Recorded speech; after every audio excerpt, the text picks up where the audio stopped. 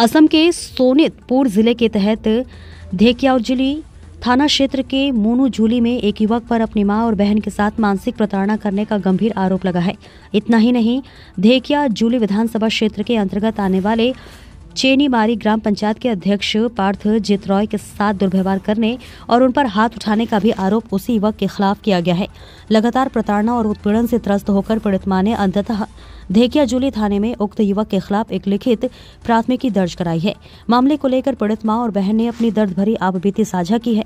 वहीं चेनीमारी ग्राम पंचायत के अध्यक्ष पार्थजीत रॉय ने भी युवक के अभद्र व्यवहार की पुष्टि करते हुए कहा कि इस तरह की हरकतें समाज में असहनीय और निंदनीय। पीड़ित परिवार ने प्रशासन से उचित कार्रवाई की मांग की है। स्थानीय स्तर पर भी इस घटना को लेकर व्यापक चर्चा है।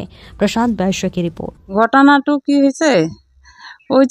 এই মাৰি থাকে, গালি দিয়ে, 19 বছৰ পৰা অত্যাচাৰ কৰি থাকে। দেউতাক মাৰে, মোক মাৰিব আহে, মাৰিছে মোক।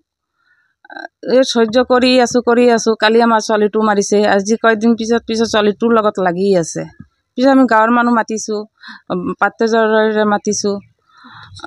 পিছত তাক আহিছে, আহি বুজাইছে, তাৰ গাঁৱত হাতুৰাই দিছে।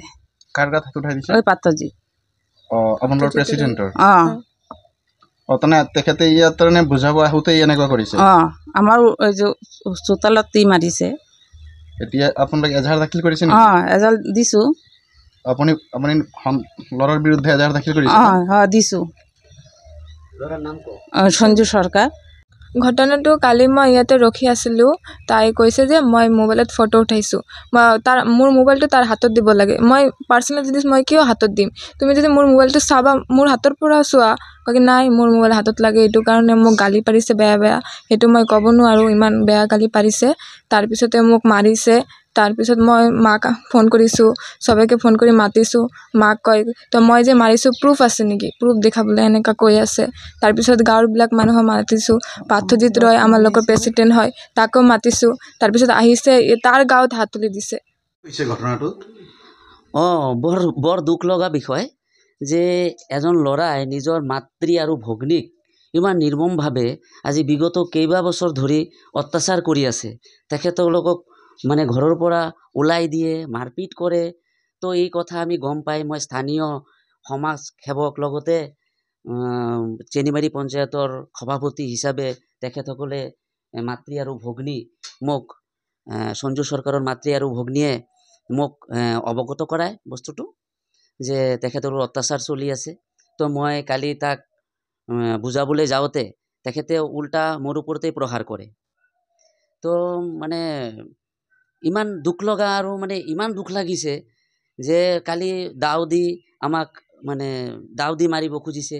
আৰু চবতকে মানে দুখ লগা কথা হ'ল তেখেতে সামাজিক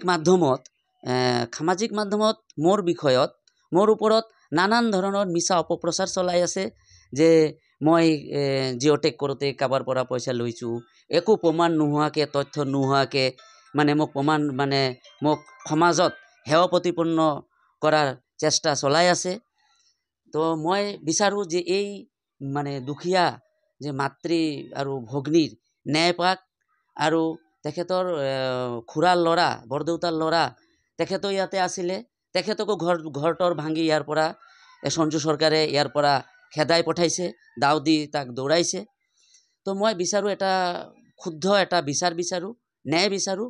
আৰু মই যোৱাকালি তেখেতৰ নামত এজাহাৰ দিছোঁ। তেখেতৰ সঞ্জু চৰকাৰৰ মাতৃও দিছে, ভগ্নীও দিছে। তো এটা আমি এটা আইনৰ হাতত এতিয়া আমি বস্তুটো তুলি ধৰিছোঁ আৰু আশা ৰাখিছোঁ, আইনৰ ওপৰত বিশ্বাস আছে যে ন্যায় আমি পাম।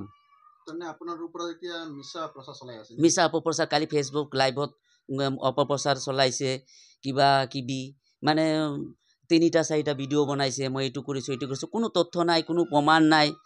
মোক সমাজত হেয় প্ৰতিপন্ন কৰাৰ চেষ্টা কৰি আছে।